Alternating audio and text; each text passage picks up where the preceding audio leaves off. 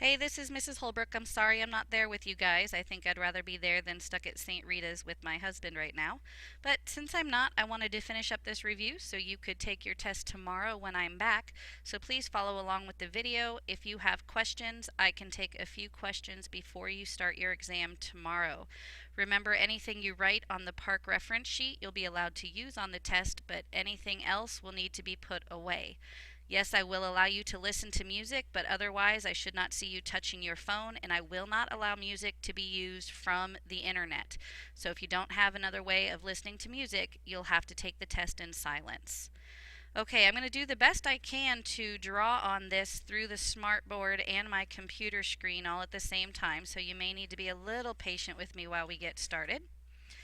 Picking up with question 33, it says let x represent the number of years since 1990. So here's our x, with 1990 being 0. 91 would be 1, 2, 3, so on. And let y represent the birth rate per 1,000 population. Write the slope-intercept form. Remember yesterday we wrote that down as y equals mx plus b, using the points representing 1992 and 2000. So again, anytime we start off with 2 points, we have to start by calculating our slope. So y2, 14.7, yeah, that's a point, minus 15.9. Now I'm writing with my mouse, so be patient. Over 10 minus 2, because 2,000 would be 10. So y2 minus y1, x2 minus x1 equals, this is negative 1.2 divided by 8. Now I look at their answers and they're all written as decimals. This gives us negative 0.15 for our slope. So right off the bat I can eliminate b. Now I can pick either one of these points to plug in with my slope to find the b. So I'm going to write up here where I have a little bit more room. And I think I'm going to go with 15.9 and 2. So y equals 15.9. Yeah, because 5s are so easy to draw with a mouse. Equals m, so negative 0.15. X in this case was 2 plus b. Sorry, you're going to hear a bunch of clicks. So negative 0.15 times 2 is 0.3. So I'm going to add 0.3 to each side. Add 0.3. And 15.9 plus 0.3 gives us 16.2 is our b. So I've got 16.2 at D and 16.2 at A. I don't have it at C. So what's the difference? Well, A says y equals negative 0.15x plus 16.2, and D says x equals. So the trick there is watching your x's and y's. So for number 33, the answer is A. 34 says to write the slope-intercept form of an equation of the line that passes through the given point and is parallel to the graph of the equation. Why is it key to know what this whole parallel to part? Well, that tells you that the slope has to be the same. So the slope in this equation is negative 3/4. So we're going to use this point with this slope. So negative 1 equals negative 3/4. Yes, my handwriting is beautiful, even more than usual, times x, which is 5, plus b. Okay, since I'm dealing with fourths, I'm going to change my negative 1 into a fraction that means the same thing. So negative 4/4 equals, or you can just use your calculators, alpha y equals gives you your fraction. So negative 3 times 5 is negative 15/4 plus b. So we're going to add 15/4. Oh yeah, that's pretty. Add 15/4. I'm glad I'm not here to hear your comments right now. And we get 11/4 equals b. So my slope is negative 3/4, so it's not a or b. And my y-intercept is positive 11/4, which makes C the correct answer. Do we have more questions on this page? No. Moving on to page 13. I like this question. It looks at first like it's going to be a bit of a headache, and it's really not. We've got a graph to determine the number of solutions the system has. So remember, there's 0, the lines are parallel, they never intersect. There's 1 solution because they intersect at 1 point, or there's infinity because they end up being the same line. So let's find the line that says 2x equals 2y minus 6. Well, that's this line right. Woo, I can trace. That's this line right here. And then the line that says y equals x plus 3. Well, that's this equation right here that's still with that same line. So the same line, your answer is infinity.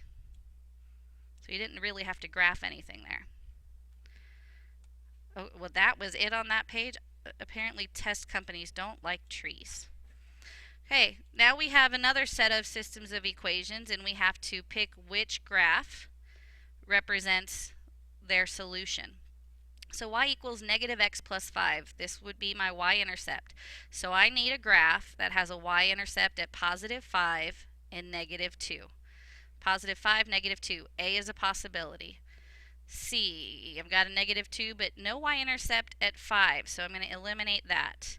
You can barely see. Let me see if I move this down a little bit. Here at C and D, I've got a y-intercept at negative 2 and 5, negative 2 and 5. Okay, moving back up real quick. Here my slope is negative 1 and the slope of this line is positive 6. Well, in A, both slopes are negative because they look like they're going downhill, so it's not A. So my choices are B and D, and if you look carefully at the graphs, they're exactly the same. Here's the key thing. How do we name that point of intersection? Is this point at 4, 1 or at 1, 4? Well, if you remember alphabetical order, we do X and then Y. So we're going over 1 and then up 4. So D is the correct solution. This one at 4, 1 would actually be like over here, not where they intersect.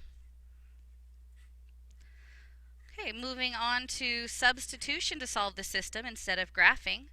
Again, typically when they tell you which method to use, it's set up to use that method. I don't care which method you pick, but in this case, substitution really is the easiest because they're already telling you y is x plus 1. So we're going to plug that in right down there where the y shows up. So 8x minus, maybe by the end of this video I'll be able to write with my mouse better, 4 times x plus 1 equals 0. Now we distribute the negative 4. Please be careful with that minus sign, you guys. So we get 8x minus 4x minus 4 equals 0.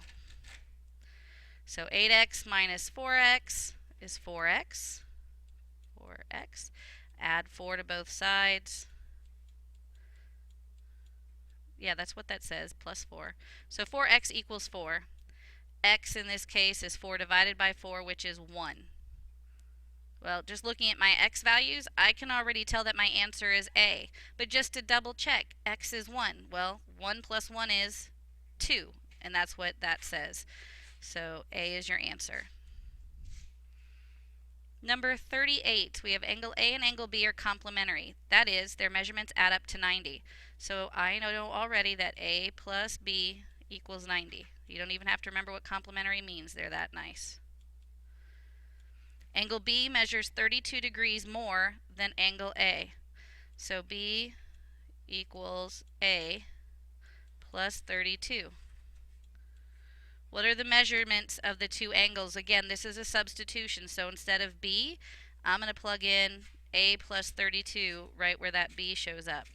So A plus A is 2A plus 32 equals 90. Subtract 32 from each side. And we get 2A, ooh, pretty, equals 58. Divide each side by 2, and angle A is 29 degrees. So 32 more than 29 is 61, so your answer has to be C.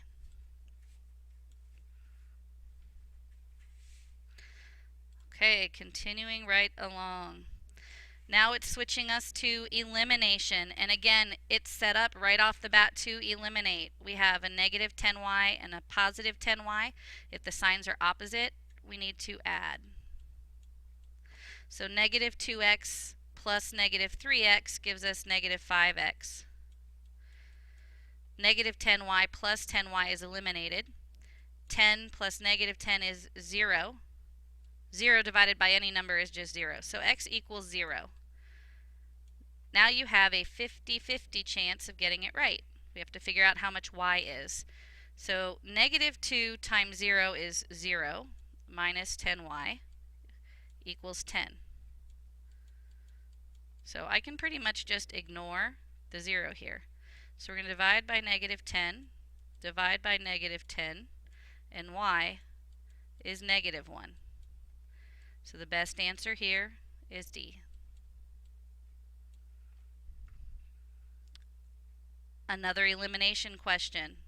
Only notice this time we have negative 2y and negative 2y. If the signs are the same, you subtract. See all those s's? 5x minus 4x is just x.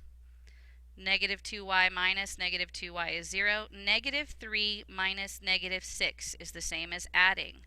So x equals 3. And again, you guys, please don't be afraid to use your calculators if these negatives mess you up. Nobody is going to know but you, and maybe your neighbor if they're cheating. And in that case, push the wrong buttons. Just knowing that x is 3 tells us that the answer is D. We can plug that back in and check though. So 15 minus 2 times y equals negative 3. So if we subtracted 15, we'd get negative 2y equals negative 18. Divide by negative 2 and y would have to be 9. So that is correct. Okay, a couple story problems with systems of equations. Christy has a total of 15 pieces of fruit, all apples or bananas and apples, worth $1.59. So she's got apples and bananas. It makes me want to sing that banana song. I won't right now. I like to eat, I like to eat, I like to eat apples and bananas. Okay, sorry, I lied. I did do it. Okay, bananas are 13 cents each and apples are 7 cents each. Be careful to include the 0.07 for your apples. 0.7 would be 70 cents a piece, which is a little bit more realistic, but doesn't help us with our problem. So 0.07a plus 0.13b equals $1.59. Now I can do substitution or elimination here. It truly doesn't matter which you want to use. So I like elimination better. So I'm going to multiply everything up here by 0.13 because that way I still have positive numbers. I'm going to write up here higher so that way I have room to write. So 0.13 apples plus 0.13 bananas equals 15 times 0.13 is $1.95. Then I'm going to leave my second equation alone, so 0.7a plus 0.13b equals $1.59. And our signs are the same. Oops, I'm not sure where I just did that at. So we're going to subtract. Oh, hey, I already have my minus. There, we're subtracting. So 0.13 minus 0.07 leaves us with 0.06 apples. 0.13 minus 0.13 is gone. $1.95 minus $1.59 leaves us with 36 cents. 36 cents divided by 6 cents leaves us with 6 apples. So 6 plus how much equals 15? Well, 6 plus 9 gives us 15. So remember it was 6 apples. So make sure we've got 6 and 9 for both of these. So make sure you're picking the right one. Apples were 6, bananas were 9. B is the right answer. Okay, 2 more multiple choice questions. Dylan has 15 marbles. Some are red and some are white. So red plus white equals 15. Now I know none of my answer choices here have R's and W's, but right now I'm going to stick with my R's and W's.